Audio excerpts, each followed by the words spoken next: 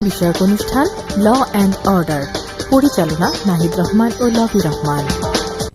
Human and humanity. Crime and criminal. Judgment and justice. Law and order.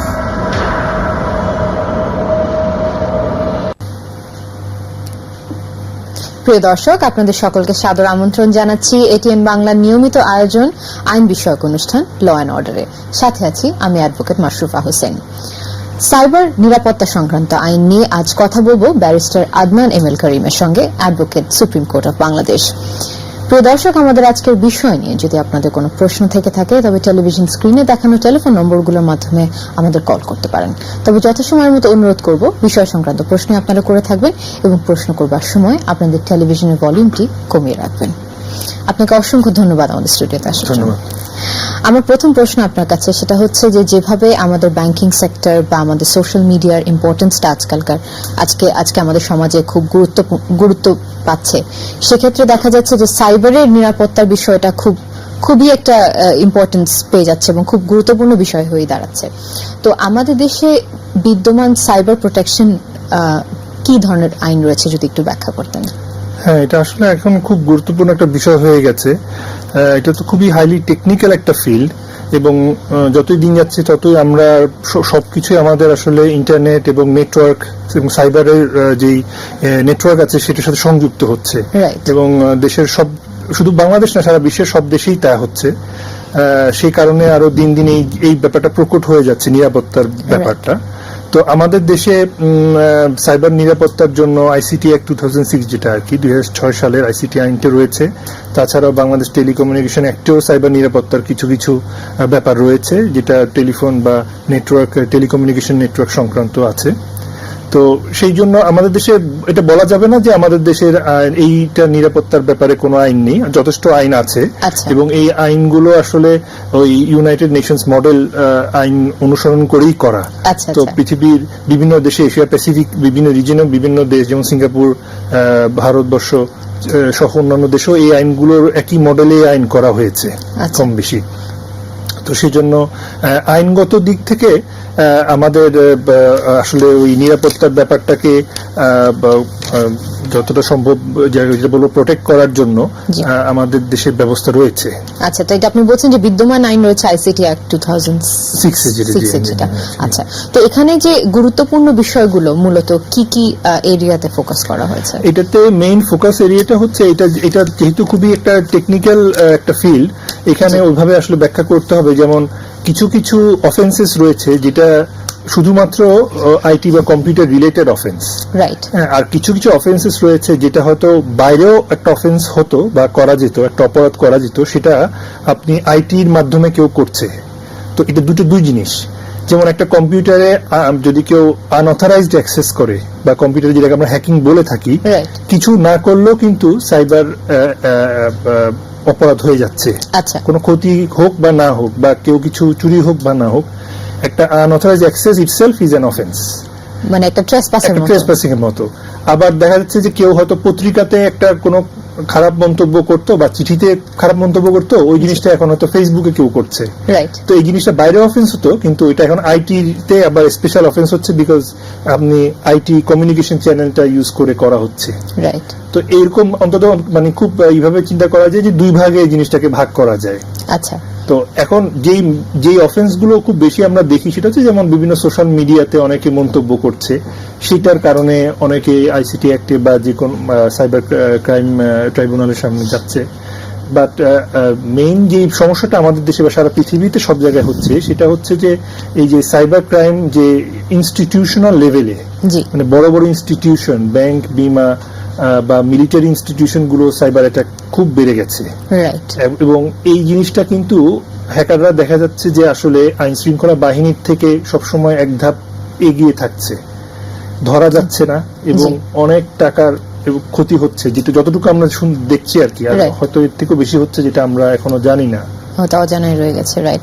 তো বিশ্বের বিভিন্ন দেশে দেখা যাচ্ছে যে সাইবার নিরাপত্তাটা কিছুটা হুমকির মুখে পড়ে যাচ্ছে, এবং এটা মানে কিভাবে?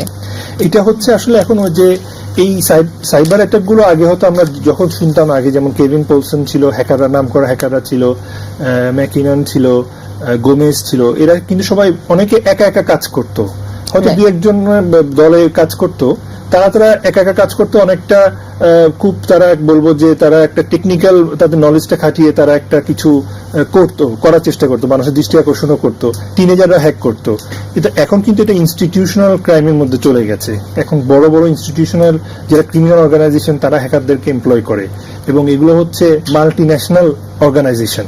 আচ্ছা, এখানে রাশিয়ান, চাইনিজ, আমেরিকান সব রকমের হ্যাকাররা এখানে আছে, এবং শুধু হ্যাকাররা না, সাথে তাদের সাপোর্টিং যারা টিমও রয়েছে। আচ্ছা, হ্যাঁ, এবং তারা ছোট ছোট কোনো কিছু না, তারা বড় বড় ইনস্টিটিউশন, বড় বড় ডাটা মাইনিং বা বড় বড় আপনার যদি যেসব ব্যাংক বা যেখানে টাকার ব্যাপার থাকে সেই সব দিকে যাচ্ছে। আচ্ছা, এই জিনিসটা এখন খুব মানে ঘন ঘন দেখা যাচ্ছে, এবং গত 2-3 বছরে শুধু বাংলাদেশ না, বাংলাদেশ তো আমরা জানি যে রিসেন্টলি সাইবার অ্যাটাক কয়েকটা ব্যাংকের ক্ষেত্রেই হয়েছে, এটিএম মেশিন থেকে শুরু করে বাংলাদেশ ব্যাংক পর্যন্ত হয়েছে। এইটা কিন্তু একটা অন্য দেশের ধারাবাহিকতায় এই জিনিসটা কিন্তু হচ্ছে বলে মনে হচ্ছে, কারণ গত 3 বছরে ক্যাসপারস্কি ল্যাবের রিপোর্ট অনুযায়ী আপনার প্রায় 100টা ব্যাংক 30টা দেশে এরকম নিরাপত্তার হুমকির সম্মুখীন হয়েছে। এবং কত টাকা আসলে মানে খোয়া গেছে বা কতটুকু প্রাইভেসি ডাটা লিক হয়েছে এটা এখনো বলা যাচ্ছে না, এই জিনিসটা এখনো তদন্ত হচ্ছে। এবং এখানে মানে নিরাপত্তার বিষয়টাতে ওই যে মানে ওখানে একটা ফ্যাসিলিটিজ এর একটা মানে খাত হয়তো ডেভেলপমেন্টের প্রয়োজন রয়েছে, রাইট। এবং কোন কোন খাতে অ্যাকচুয়ালি মনে হচ্ছে যে নিরাপত্তার হুমকিটা বেশি, যার কারণে আইসিটি লটা আপনি বলছেন যে অনেক এরিয়াতে ফোকাস করে করা হয়েছে, তো অ্যাকচুয়ালি এটা মানে প্রিডিসেস করলে দেখা যায় যে মানে অ্যাকচুয়ালি কোন এরিয়াগুলোতে ফোকাস করে নিরাপত্তার হুমকির সম্মুখীন মনে হচ্ছে? আইসিটি অ্যাক্টে বা আমাদের দেশে বা বিদেশে যে অ্যাক্টগুলো আছে সেগুলো একটা সাধারণ একটা আইন যা সবকিছুকেই মোটামুটি টাচ করে গেছে এরকম ভাবে করা। তারপরেও কিছু কিছু খাতওয়ারি কিছু আমার মনে হয় যে এখানে কিছু পরিবর্তন বা যুক্ত বা এডিশন করার প্রয়োজন রয়েছে। যেমন কিছু কিছু খাত খুব সেন্সিটিভ ধরা যায়, যেমন ব্যাংকিং খাতটা, তারপরে হচ্ছে আপনার এমনি নিরাপত্তা মানে মিলিটারি ইনস্টলেশন গুলো এটা রয়েছে, তাছাড়া হচ্ছে আপনার এই যে এয়ার ট্রাফিক কন্ট্রোল, এই এরকম কয়েকটি খুব সংবেদনশীল কিছু সেক্টর আছে যেখানে যেটাকে আমরা বলি যে কোনো রকমের সাইবার একটা ক্যাটাস্ট্রফিক হতে পারে। হ্যাঁ, মানে একটা ইকোনমি হয়তো ক্ষতিগ্রস্ত করতে পারে, এবং অনেক এরকম স্টক এক্সচেঞ্জের মতো জায়গাতে এর আগেও হয়েছে এরকম, হয়তো এতটা বড়ভাবে ওটা জিনিসটা ক্ষতিটা ছড়ায়নি কিন্তু হয়েছে অ্যাটাক।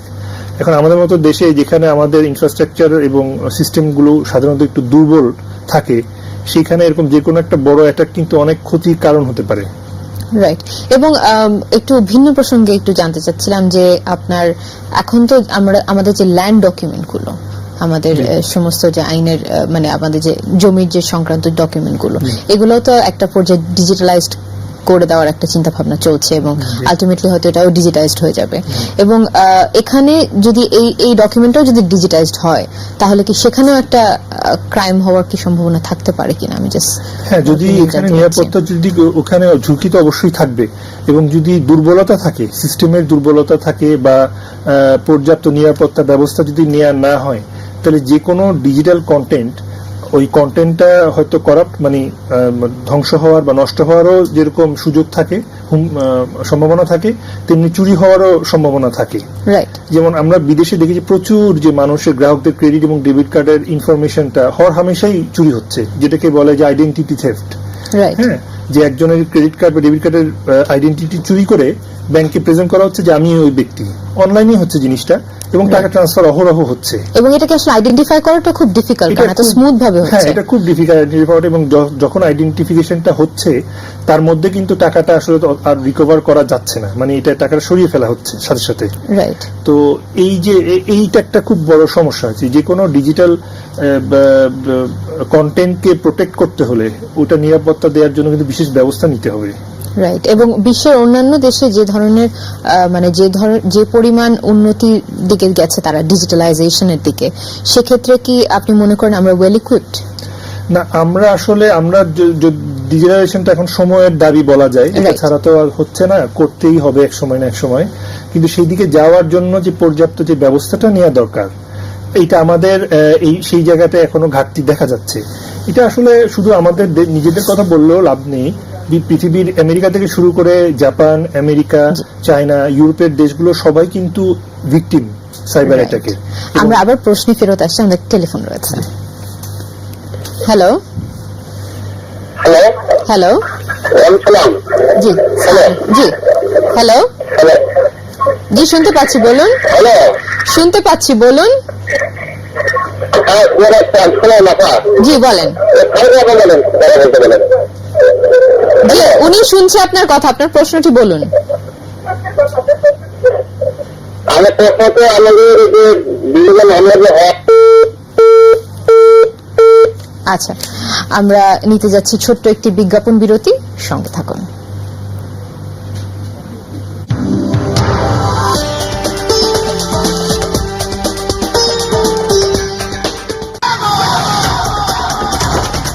ক্রিকেট মাঠে আত্মবিশ্বাসে এখন তুমিও জ্বলে ওঠো নতুন করে, কারণ নতুন রবি সংযোগে থাকছে মাত্র 9 টাকায় 1 জিবি ইন্টারনেট, আরো আছে 112 টাকা সমমূল্যের ইউনিলিভার পণ্য ও একটি 29 টাকা স্ক্র্যাচ কার্ড। নতুন সংযোগ কিনতে সাথে নিয়ে আসুন জাতীয় পরিচয়পত্র আর 1 কপি পাসপোর্ট সাইজ ছবি। রবি। ক্রিকেট মাঠে আত্মবিশ্বাসে এখন তুমিও জ্বলে ওঠো নতুন করে, কারণ নতুন রবি সংযোগে থাকছে মাত্র 9 টাকায় 1 জিবি ইন্টারনেট, আরো আছে 112 টাকা সমমূল্যের ইউনিলিভার পণ্য ও একটি 29 টাকা স্ক্র্যাচ কার্ড। নতুন সংযোগ কিনতে সাথে নিয়ে আসুন জাতীয় পরিচয়পত্র আর 1 কপি পাসপোর্ট সাইজ ছবি। রবি।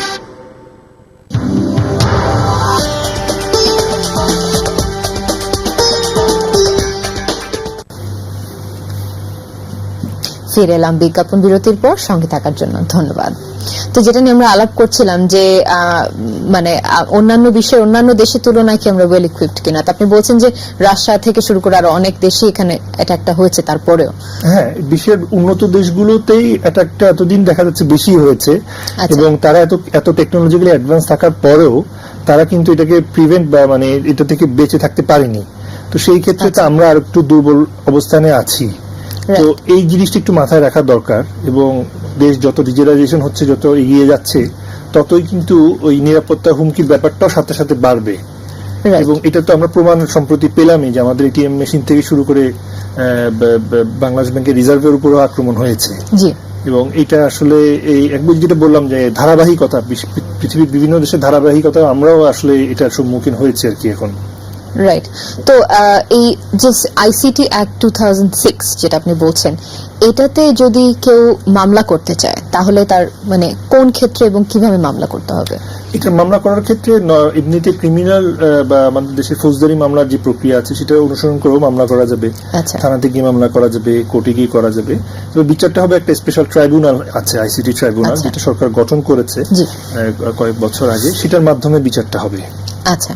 এবং এটার বিচারিক প্রক্রিয়াও দেয়া আছে আইনে, কি কি সাজা হবে সেটাও দেয়া আছে, বিভিন্ন অপরাধগুলোকে চিহ্নিত করা আছে যে এই অফেন্সের জন্য এই সাজা হবে, টাকার ফাইনের ব্যাপারও দেয়া আছে, 1 কোটি টাকার ফাইনও ওখানে বলা আছে, 10 বছরের সাজার ব্যাপারও বলা আছে যে কতটুকু সাজা হবে, এভারেজ আরো ছোট ছোট সাজা অপরাধের সাজাও দেয়া আছে। তো আইনের দিক থেকে বেশ মানে আমাদের দেশে একটা শক্ত আইন রয়েছে, কিন্তু জিনিসটা হচ্ছে কি যে আইনটা তো প্রয়োগ হবে হচ্ছে কি মানে নিরাপত্তার হুমকিটা হয়ে যাওয়ার পরে, মানে ভিক্টিমাইজ হওয়ার পরে আইনের প্রয়োগটা হচ্ছে। হ্যাঁ, কিন্তু তার অনেক সময় তো কিছু করার থাকছে না তারপরে। তো নিরাপত্তার আগেই নিরাপদ থাকাটা মানে ওই যে প্রিভেনশন ইজ বেটার দেন কিওরের মতো আর কি ব্যাপারটা। রাইট। আমাদের আবার প্রশ্ন ফেরত আসছে, আমাদের একটা টেলিফোন রয়েছে। হ্যালো। ওয়ালাইকুম আসসালাম। জি বলুন প্লিজ। জি শুনতে পাচ্ছি, বলুন। যে ম্যাডাম আমি জানতে চাচ্ছি এটা যে এখানে পুলিশ বাদী হলে এক একটা মামলা করে আপনার 392-402 নামের একটা মামলা তো মামলাটা 5 থেকে 7 বছর 8 বছর ধরে ঘুরতেছে, ঠিক আছে, 2006 মামলা এখন পর্যন্ত ঘুরতেছে। তো আপনার পুলিশ চাকরির কারণে মামলাটা পেন্ডিং করে 10 করে পেন্ডিং আছে। আমরা মানে আমি যে নিজের ফিউচারের জন্য কিছু করবো, আমি আমার ছেলে আছে, মানে বিচার না হওয়া পর্যন্ত আমরা গিলটি বা কিছু অপরাধী তো আমরা সেটা তো বিচার না হওয়া পর্যন্ত ক্লিয়ার না। তো আমি মানে আমি যে নিজের ফিউচারের জন্য কিছু করবো, আমি এটাও করতে পারতেছি না, মামলার কারণে আমি বাইরেও দেশের বাইরে আমার বিচার আসছিল, আমি বলতে পারি নাই। ঠিক আছে, এইরকম মামলা দিয়ে আমাদেরকে এরকম প্রশাসন যে করতেছে, ইভেন মানে কিছুদিন পর হাজিরা দিতে হয়, কোর্টে টাকা দিতে হয়। আবার যদি আমি সময় চাই, আমি যদি ঢাকা যেতে আমার ট্রিটমেন্টের জন্য সেখানে আমার পুরস্কারকে টাকা দিতে হয়, টাইম নেওয়ার জন্য। ম্যাডাম মানে প্লিজ একটু সরকার কাছে মামলাগুলোর জন্য আপনারা কিছু বলেন। জি, ধন্যবাদ। জি, তো উনি ওনার মতামতটা দিয়েছেন আমাদেরকে, তো অবশ্যই দর্শক বৃন্দ শুনতে পেয়েছেন উনি কি বলেছেন। তো আমরা যেটা নিয়ে আলাপ করছিলাম যে আপনি বলছিলেন যে আসলে prevention is better then cure. তো অবভিয়াসলি হয়তো বা আমাদের দেশে যেরকম স্ট্রিক্টার আইন রয়েছে, এটাও হয়তো একটা অ্যাওয়ারনেস করার ব্যাপার রয়েছে, কারণ হয়তো সাইবার রিলেটেড লস যে এত সিকিউরিটি, এটাকে সিকিউরিটিকে প্রাধান্য দিয়ে যে আইনগুলো করা আছে এগুলো হয়তো অনেকেই জানেন না। তো আমাদের দেশে যেগুলো ইদানিং কিছু ইনসিডেন্ট ঘটে গেল, এবং সেক্ষেত্রে আপনি কি মনে করেন যে এখানে আমাদের সিকিউরিটির অভাব, মানে আমাদের আইন তো যথেষ্ট শক্ত, মানে সিকিউরিটির অভাবের কারণে কি এগুলো হতে পারে বলে আপনি মনে করেন? যে অপরাধগুলো ইদানিং দেখা যাচ্ছে, এগুলো যেটা বললাম যে যেহেতু বিশ্বের বিভিন্ন দেশে ধারাবাহিকভাবে হয়েছে, সেই জন্য এখানে হয়তো কিছুটা আমরা হয়তো নিজেদেরকে বাঁচিয়ে চলতে পারতাম, কারণ অন্যান্য দেশে তো এই অভিজ্ঞতাগুলো হয়ে গেছে। সেই ক্ষেত্রে আমাদের দেশে সচেতনতা এক নম্বর একটা বড় সমস্যা রয়ে গেছে, এই ব্যাপারে যথেষ্ট সচেতনতা নেই। আর এখনকার দিনের হ্যাকাররা কিন্তু মানুষের মনস্তাত্ত্বিক জিনিসগুলোকে আসলে ওটাকে এক্সপ্লয়েট করে। হ্যাঁ, যে দেখা যাবে যে আপনাকে একটা ইমেল পাঠিয়ে দিচ্ছে, যে ইমেলটা খুব মানে খোলা আপনি প্রয়োজন মনে করছেন, হয়তো বললো যে এটা একটা ইমার্জেন্সি বা একটা ইনভয়েস বা কিছু একটা বলে দিচ্ছে, ওই ইমেলটা খুললে সাথে সাথে আপনার ভাইরাস ইনফেক্টেড হয়ে গেল এবং আপনি বুঝতেও পারছেন না যে আপনার পিসিটা ইনফেক্টেড হয়ে গেছে। এই যে একটা সচেতনতার ব্যাপার আছে, যে অপরিচিত ইমেলটা না খোলা বা অ্যাটাচমেন্ট না খোলা বা অ্যান্টিভাইরাসটা ব্যবহার করা, এটা একটা খুব মানে বেসিক বা একটা প্রাথমিক একটা জিনিস যেটা আমাদের দেশের অনেকেরই নেই। এবং এই বড় বড় ইনস্টিটিউশন গুলোতেও যারা কাজ করেন তাদেরও হয়তো ট্রেনিং এর কোনো ঘাটতি থাকতে পারে, এটা বলা যায় না যে সবাই সবকিছু বুঝবেন বা জানবেন। তো আমরা তো খুব বেশি দিনও হয়নি যে ডিজিটাইজ হয়েছে, আমরা খুব বেশি দিনও হয়নি আমরা যেভাবে এটা এসেছি। তো এখন আসলে ওই কম্পিউটারটা সবাই আগে ভাবতো কি কম্পিউটার বা আইটি জিনিসটা হয়তো একটা মুভি দেখা, গান শোনান বা ডকুমেন্ট টাইপিং এর মধ্যেই সীমাবদ্ধ। এখন আসলে ওই মানসিকতা থেকে বেরিয়ে আসতে হবে, যেটা আসলে খুব সিরিয়াস একটা ইস্যু এবং খুব সিরিয়াস একটা খাত, যেটা আমাদের যতই সামনের দিকে আমরা আগাবো আমাদেরকে এই ইস্যুটাকে কোনোভাবেই আসলে এখন মানে ফেলে রেখে বা নেগলেক্ট করার কোনো মানে উপায় নেই। রাইট।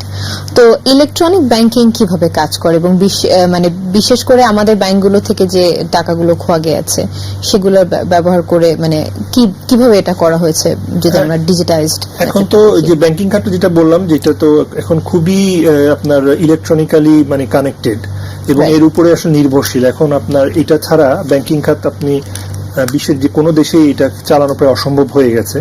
তো ইন্টারন্যাশনাল ইলেকট্রনিক কাজটা যেটা কাজ করে, যেমন আমরা সুইফট নামটা শুনি সব খুব সময়, এটা ব্রাসেল ভিত্তিক একটা অর্গানাইজেশন, এটা ব্যাংকদের একটা সংগঠন মিলে ইন্টারন্যাশনাল একটা অর্গানাইজেশন। তো ওই সুইফট কোডের মাধ্যমে আসলে টাকাটা ট্রান্সফার হয়। তো সুইফট কোডের বিভিন্ন সিস্টেম আছে, ন্যাশনাল লেভেলে ইন্টারন্যাশনাল লেভেলে বিভিন্ন গেটওয়ে আছে। তো এই কোডের মাধ্যমে টাকা যে টাকাটা ট্রান্সফার চাচ্ছে সে মেসেজ পাঠাবে এবং যে ট্রান্সফার করবে সে মেসেজটা রিসিভ করবে। এটা একটা কোডিং একটা সিস্টেম আছে, ওটা সুইফট বাইলজ, তারপরে ইউজার ম্যানুয়াল, এখানে কোন সিস্টেমটা ব্যবহার হচ্ছে তার উপরে অনেক কিছু নির্ভর করে।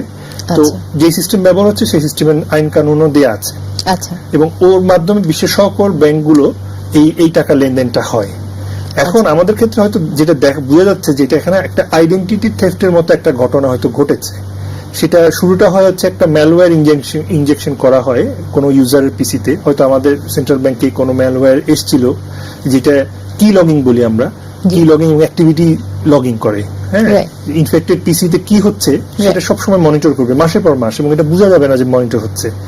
তো যে হ্যাকারটা এটা করেছে সে তখন সব জেনে যাবে যে কিভাবে এই পিসি থেকে সুইচ কোড পাঠানো হচ্ছে বা যে কোনো কোড বা কোনো নেটওয়ার্ক ইনস্ট্রাকশন কিভাবে যাচ্ছে সব সে জেনে যাবে। তখন সে হয়তো বিদেশের একটা ব্যাংকে অনলাইনে নিজেকে পরিচয় দিবে যে হ্যাঁ আমি হচ্ছি বাংলাদেশ ব্যাংক, আচ্ছা তো কাজে আমার টাকাটাই আপনি অমুককে পাঠান অমুককে পাঠান অমুককে পাঠান, এইভাবে করেই কিন্তু বিদেশের বিভিন্ন ব্যাংকেও কিন্তু এইভাবে করে টাকা ট্রান্সফার মানে হ্যাঁ মানে identity ভিক্টিমাইজড theft। হয়েছে, আচ্ছা, আচ্ছা। আইডেন্টিটি থেফটের। তো আমাদের দেশে হয়তো সেইভাবেই জিনিসটা ওরা করেছে। এবং এটা এত ডেলিকেট আর খুব স্মুথ একটা জিনিস, এটা তো আইডেন্টিফাই করাটা হ্যাঁ, এটা আইডেন্টিফাই করাও খুব কঠিন কাজ। এবং আপনি ওই যেটা বললাম যে এই আইটির ব্যাপারটা হচ্ছে কি, যতদিন আপনি আইডেন্টিফাই করবেন ততদিনের টাকাটা কিন্তু আপনার মিশে যাবে অন্য টাকার সাথে, বেরিয়ে যাবে। এবং এইটাকে রিকভারির এই প্রসেসটাকে, যেটাকে আমরা জানি, যেটাকে বলে ট্রেসিং একটা প্রসেস আছে, সাধারণ আইনে এটাকে রিকভার করা ইজ ভেরি মানে ডিফিকাল্ট, খুব কঠিন, কারণ সাধারণ আইনে ওই ব্যবস্থাটা নেই। আমার টাকা যখন একসাথে এক জায়গায় আছে সেটা আমার টাকা, কিন্তু যখন এটাকে ভাগ করে মিশে গেল আরেক জায়গায়, তখন এটাকে ট্রেসিং এর মাধ্যমে রিকভারি করতে হয়। রাইট। আর এই ক্ষেত্রে যে আমরা সবসময় নাম শুনি যে মানি লন্ডারিং বলি, যেটা আসলে জি। মানে এটা ব্যাপারটা হচ্ছে যে মানি লন্ডারিং জিনিসটা কি, জি। হ্যাঁ মানে লন্ড্রি থেকে লন্ডারিং শব্দটা, লন্ড্রি আচ্ছা, আচ্ছা। পরিষ্কার করা। রাইট। তো এই কালো টাকাটা যেটা চুরির টাকা বা যেটা আইডেন্টিটি থেফটের মাধ্যমে ফ্রড করে টাকা আনা হয়েছে, সেটাকে যখন লন্ডার করে বা পরিষ্কার করে ব্যবহার করা হচ্ছে, এটাকে বলছে মানি লন্ডারিং। আচ্ছা। তো আমরা যেটা দেখলাম যে ফিলিপিন্সে ক্যাসিনোর মাধ্যমে কিন্তু মানিটা লন্ডারিং করা হলো, মানে এখন এই টাকাটা যার কাছে আছে সে কিন্তু এই টাকার উৎস সম্বন্ধে আর জানে না, বা এই টাকার উৎসটা কেউ খুঁজেও পাবে না। তো এটা খুবই সফিস্টিকেটেড একটা মানে ক্রাইম, যেটাকে বলে ইন্টারন্যাশনাল ফাইন্যান্সিয়াল ক্রাইম গুলো, এগুলো খুবই সফিস্টিকেটেড ওয়েতে করা হয়। রাইট। তো আপনি যেটা বলছিলেন যে এখানে যে আইসিটি অ্যাক্ট 2006 এর যে আপনি বলছেন সাজা থেকে শুরু করে এটা ফুল প্রক্রিয়াটা খুব স্ট্রিক্টের অ্যাপ্রোচ নিয়েছে, এবং আপনি বলছেন যে এখানে ফাইন্যান্সিয়াল কম্পেনসেশনেরও যেরকম সাজা রয়েছে, আবার সিমিলারলি 10 বছর পর্যন্ত জেল হতে পারে। জি। রাইট। তো এখানে তো এই লগুলো তো এবং এটাকে রেগুলার ফৌজদারি কায়দায় হচ্ছে, জি। এবং আপনি কি মনে করেন যে এখানে যথেষ্ট ট্রেনিং আছে এই আইনটা, এখানে এই আইনটার বিষয়ে বা এখানে যে টেকনিক্যালিটিস গুলোর কথা বলেছে সেগুলো কি এখন পর্যাপ্ত পরিমাণে রয়েছে, নাকি এখানেও কোনো ডেভেলপমেন্ট প্রয়োজন? না, এই ক্ষেত্রে আমার মনে হয় যে এখানে আইসিটি অ্যাক্টের বা আমাদের দেশে সাইবার ক্রাইম রিলেটেড যেসব আইন কানুন আছে, সেই ক্ষেত্রে মানুষের পর্যাপ্ত যেমন সচেতনতার অভাবও রয়েছে, তেমনি আইন শৃঙ্খলা বাহিনীদেরও বা সরকারও কিছুটা এখানে এই ব্যাপারে কিছুটা আরো একটু নো হাউটা বাড়ানো দরকার। কারণ অনেক সময় আইনের বাড়াবাড়িও আমরা দেখতে পাই, যে কোনো আইন, নতুন আইন হলে ওটা যতদিন পর্যন্ত না আদালতে একটা ওই আইনের মানে কোনো ইন্টারপ্রিটেশন আসে যে হ্যাঁ এই আইনটা আসলে এইভাবে হওয়া উচিত, তার আগ পর্যন্ত কিন্তু একটু ব্যবহারও আমরা অনেক সময় দেখেছি। আচ্ছা। তো এটা হয়তো সব ক্ষেত্রে ভালো না। যিনি আইনটা করা হয়েছে তো সাইবার ক্রাইমকে দমন করার জন্য এবং মানুষের আস্থা বাড়ানোর জন্য, তো ওই দিকে আসলে মনোযোগ দেওয়া উচিত আমি মনে করি। আচ্ছা। তো এমনি জেনারেলি আমাদের মানি লন্ডারিং এর ব্যাপারটা কি আইসিটি অ্যাক্ট 2006 এর সাথে কোনোভাবে কানেক্টেড, নাকি এটার জন্য আমাদের সেপারেট আইন রয়েছে? এটার জন্য আমাদের অ্যান্টি মানি লন্ডারিং আইন আলাদা রয়েছে, এবং বিশ্বের বিভিন্ন দেশেও তা রয়েছে। আর বাংলাদেশ এশিয়া প্যাসিফিক গ্রুপের মাধ্যমে আপনার অ্যান্টি মানি লন্ডারিং টাস্ক ফোর্সেরও অ্যাসোসিয়েট মেম্বার। তো এটা আসলে একটা মানি লন্ডারিং ব্যাপারটা সম্পূর্ণ আন্তর্জাতিক ক্ষেত্রে মানে একটা বিচরণ হয় আর কি এটার, সেই জন্য বিশ্বের সমগ্র দেশই তারা একটা ইন্টার নেটওয়ার্কের মাধ্যমে এই জিনিসটাকে সুপারভাইজ করে। তো সেই ক্ষেত্রে একা এখানে কিছু করা সম্ভব না মানি লন্ডারিং এর ব্যাপারটাতে। তো আইসিটি একটা যদিও মানি লন্ডারিং এর ব্যাপারটা আসছে না, কিন্তু যখন টাকাটা একবার আইসিটি সাইবার ক্রাইমের মাধ্যমে যখন চুরি হয়ে গেল এবং পাচার হয়ে গেল, তখনই সেটা মানি লন্ডারিং এর আইনের অ্যান্টি মানি লন্ডারিং যে অ্যাক্টের আওতায় পড়ে যাচ্ছে। আচ্ছা, মানে জেনারেলি ওখানে ওই আইনে চলে যাচ্ছে, এবং তখন আপনি বলছেন যে এটা আর আইসিটি অ্যাক্ট 2006 এর মধ্যে আনতে হচ্ছে না, এটা তখন এটা আলাদা একটা। আচ্ছা, এটার জন্য সাধারণত সাজা বা কিরকম? এটার জন্য বিভিন্ন মেয়াদের বিভিন্ন ভাবে সাজা রয়েছে। টাকার পরিমাণের উপর টাকার পরিমাণ আছে, কত টাকা করলো অফেন্সের উপরে, এটা বিভিন্ন ক্যাটাগরি করে করা আছে। আচ্ছা, এখানে ওকে ফাইন্যান্সিয়াল কম্পেনসেশন প্লাস এখানে যে ফাইন্যান্সিয়াল যে জায়গাটা চলে যাবে সেটা ফেরতের ব্যবস্থা করা যায়, এটা হতে পারে। তবে আমাদের ওই যে একটা জিনিস মনে রাখতে হবে যে টাকাগুলো চুরি যাচ্ছে, এগুলোকে তো ওই যে লন্ডার করে যখন বেরিয়ে যাচ্ছে, মানে প্র্যাকটিক্যালি এটাকে ওই টাকাটা ফেরত আনা খুব কঠিন, সবসময় এটা সম্ভব হয় না। কিন্তু যদি এই পুরো প্রসেসের মধ্যে কেউ দায়ী থাকে, যে ব্যাংকটা টাকা দেওয়ার কথা ছিল না সে টাকা দিয়ে ফেলেছে, তবে ওই লজ অফ ইন্টারন্যাশনাল পেমেন্ট বলে একটা মানে একটা আইনি কিছু বই বা কিছু রীতি আছে, কাস্টমস আছে। তো যদি ওইটা দেওয়ার কথা না থাকে টাকাটা, তাহলে কিন্তু আমার অ্যাকাউন্ট থেকে ওই ব্যাংক টাকাটা কাটতে পারবে না। তার মানে সে হয়তো টাকা দিয়ে গেলে এই লসটা তার, আচ্ছা আমার অ্যাকাউন্টটা যেরকম ছিল সেরকম থাকতে হবে। আচ্ছা তো ওইভাবে যদি করা যায় তাহলে হয়তো টাকাটা মানে আমার অ্যাকাউন্ট থেকে মানে বের হয়ে গেলেও আমার অ্যাকাউন্টটা আগের মতো ফিরে চলে আসলো। আচ্ছা তো টাকা অ্যাকচুয়ালি রিকভার না করলেও সেক্ষেত্রে হচ্ছে। রাইট। তো এই যে ট্রেসিং এর বিষয়টা যদি আপনি বলছেন ইজ ভেরি কমপ্লিকেটেড, কারণ ডিজিটালাইজড ওয়েতে কোনো মানি লন্ডারিং হোক বা যদি কোনো ব্যাংকের কোনো মানে কোনো রকমের ক্রাইম হয়ে থাকে, কোনো সাইবার ক্রাইম হয়ে থাকে, তাহলে যে কিন্তু আমাদের আইন কি ট্রেসিং এর ব্যাপারটাতেও কোনো স্ট্রেস দিয়ে কোনো কিছু উল্লেখ করা আছে কিনা? না, আমাদের এখানে ট্রেসিং এর ব্যাপারটা ওইভাবে আসছে না। আচ্ছা এটা আসলে ইন্টারন্যাশনালি এটা কমন লর আন্ডারে বা ইন্টারন্যাশনাল বিভিন্ন লিগ্যাল ডকুমেন্টের আন্ডারে এটা করা যেতে পারে। আচ্ছা আর আমাদের দেশে কমন লর যতটুকু অ্যাপ্লিকেবিলিটি আছে তাতে এটা তো অনেকটা ট্রাস্ট কনসেপ্ট থেকে আসে। রাইট। তো যেহেতু আমাদের দেশে ট্রাস্ট কনসেপ্ট রয়েছে এবং ট্রাস্ট অ্যাক্টও রয়েছে, তবে এখানে একটা জিনিস বলা ভালো, যেহেতু এটা টাকার পাচারের কাজটা যদি বিদেশে হয়েছে যেহেতু, জি। এবং বিদেশে বিভিন্ন দেশ হয়ে গেছে, তো ওই দেশের আইনের ব্যাপারটাও কিন্তু এখানে চলে আসবে। আচ্ছা মানে আমাদের দেশে আইনে যতই থাকুক বা ভালো থাকুক, ওই দেশে আইনের জিনিসটাকে আসলে ধরতে হবে। মানে Right. শুধুমাত্র আমাদের দেশের আইন দিয়ে আমরা এই টাকা পাচারের ব্যাপারটাকে আমাদের সমস্যাটা সমাধান করা সম্ভব না। আচ্ছা আচ্ছা হ্যালো সরি কেটে গেছে। জি, তো যেটা বলছিলাম, তো আন্তর্জাতিক টাকা লেনদেনের ক্ষেত্রে কি কি আইন প্রযোজ্য হতে পারে? আন্তর্জাতিক টাকা লেনদেনের ক্ষেত্রে আমি যদি বললাম যে যদি সুইফট এর মাধ্যমে হয়ে থাকে, জি। যেটা এখন বিশ্বের সব দেশে প্রায় এই সিস্টেমটাই ব্যবহার করে। জি সুইফট এর নিজস্ব বাইলজ রয়েছে, Right. ওদের ইউজার ম্যানুয়াল রয়েছে, ওদের আর্টিকেলস রয়েছে। সেই নিয়ম অনুযায়ী কোন সিস্টেমটা আমরা বা দুটো ব্যাংক ব্যবহার করছে সেই আইনটা ওই ক্ষেত্রে অ্যাপ্লিকেবল হবে। দ্বিতীয়ত হচ্ছে যদি ব্যাংকের মধ্যে দ্বিপাক্ষিক চুক্তি থাকে, সেই চুক্তিতে বলা থাকলে ওটা অ্যাপ্লিকেবল হবে। ইন্টারন্যাশনাল বিভিন্ন প্রোটোকলস রয়েছে, লজ অফ পেমেন্টের কিছু নিয়ম কানুন, কাস্টমস রয়েছে, এসব মিলিয়ে আমরা আসলে আইনটাকে প্রয়োগ করতে হবে। রাইট। তো আমাদের দেশে একটা সিম্পল সাইবার ক্রাইম বা সাইবার নিরাপত্তা আইনের আওতায় যদি মামলা করতে হয়, এটা কি যে কোনো মানুষ, যে কোনো জেনারেল পাবলিক করতে পারে, হ্যাঁ, নাকি এটা করতে কোনো পারে। অর্গানাইজেশন? না না, এটা যে কেউ যার বিরুদ্ধে অপরাধটা হয়েছে সে করতে পারে। তো ধরেন আমার আজকাল যেহেতু ফেসবুক, টুইটারের মতো নেটওয়ার্কিং সাইটস অনেক পপুলার, এবং এটা থ্রু দিয়ে যেরকম আপনার ডিজিটাইজড অ্যাডভার্টাইজিং হচ্ছে, আবার মানুষের মধ্যে কমিউনিকেশনটাও ডেভেলপ করছে। তো অনেক সময় ক্ষেত্রে দেখা যায় যে আমরা অনেক ক্ষেত্রে দেখেছিও যে অনেক রকমের কটূক্তি করে একটা হয়তো ফেসবুকে স্ট্যাটাস দিল। তো এটা যদি কোনো পার্সোনাল অ্যাটাক হয়ে থাকে, তাহলে সেক্ষেত্রে একজন জেনারেল মানুষ কি এটার বিরুদ্ধে কোনো আইনি হ্যাঁ, এটা নিতে পারে। এটা আসলে আইটি তো একটা রিসেন্ট ডেভেলপমেন্ট। এর আগে মানুষ যেটা করতো হয়তো যে ডিফেমেশন স্যুট করতো। রাইট। তো ওই ডিফেমেশনটাই এখন হচ্ছে আপনার অনলাইনে হচ্ছে। Right. তবে আমি মনে করি যে ডিফেমেশনটা ক্রিমিনাল ডিফেমেশন হয়, সিভিল ডিফেমেশনও হয়। তো আমি মনে করি যে আমাদের দেশে বিভিন্ন সোশ্যাল নেটওয়ার্কে যখন ডিফেমেশনটা হচ্ছে, এটা আমরা একটু হয়তো কড়াভাবেই প্রয়োগ করছি। Right. এইটা কারণ ডিফেমেশনটা হয়তো এই ফেসবুক বা টুইটারে না হয়ে বাইরে হলে এত কড়া প্রয়োগ হতো না। আর Right. অনেক ক্ষেত্রে দেখা গেছে যে বাইরে যে শাস্তি হচ্ছে বা যে শাস্তির বিধান রয়েছে একটা কাজের, ওইটা যখন আইসিটি অ্যাক্টের মাধ্যমে বা ফেসবুকে বা টুইটারে হচ্ছে, সেটা শাস্তি বেড়ে গেছে। রাইট। হ্যাঁ, তো একই ঘটনা বাইরে হলে শাস্তিটা একরকম আর অনলাইনে হলে শাস্তিটা বেশি, এরকমও দেখা গেছে। তো এই ক্ষেত্রে আমি মনে করি যে একটু কড়াকড়ি হয়ে যায়। বুঝতে পারছি। তো সুইফটের ব্যাপারটা যদি একটু আমাদের দর্শকদের উদ্দেশ্যে আরেকবার ব্যাখ্যা করতেন। সুইফট হচ্ছে এটা আসলে একটা মানে মেসেজিং একটা সিস্টেম। জি। একটু মনে রাখতে হবে, সুইফট কিন্তু সেটেলমেন্ট করে না, মানে টাকার সেটেলমেন্টটা কিন্তু সুইফটের দায়িত্ব না। এটা কিন্তু ব্যাংক যে পেয়ি এবং পেয়ার ব্যাংক যারা তারা করবে।